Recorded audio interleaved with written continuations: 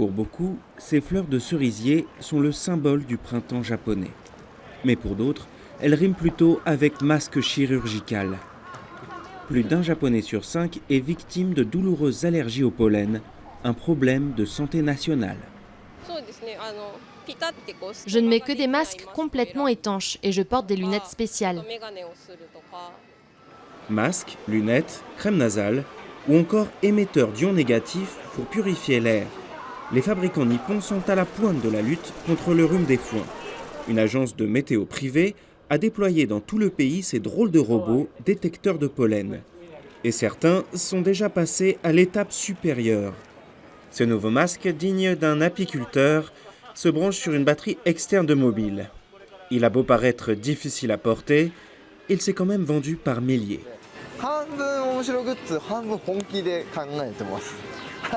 C'est à moitié une blague, bien sûr, mais c'est vraiment efficace. Alors, pourquoi s'en priver si vous souffrez vraiment d'allergie ? À l'origine des allergies, c'est cèdre, planté après-guerre en masse pour reconstruire le pays.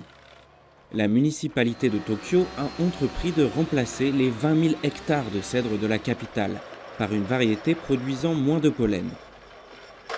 Un travail pharaonique.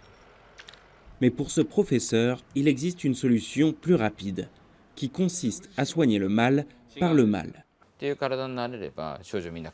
Il existe un nouveau traitement d'immunothérapie qui consiste à placer des gouttes à base de pollen sous la langue. Le corps peut s'y accoutumer peu à peu, et alors les symptômes disparaissent. La méthode guérirait environ 30% des patients. Les autres continuent de se frotter les yeux, pendant que les professionnels du secteur, eux, se frottent les mains. Le marché des produits anti-allergiques est estimé à 1 milliard d'euros par an.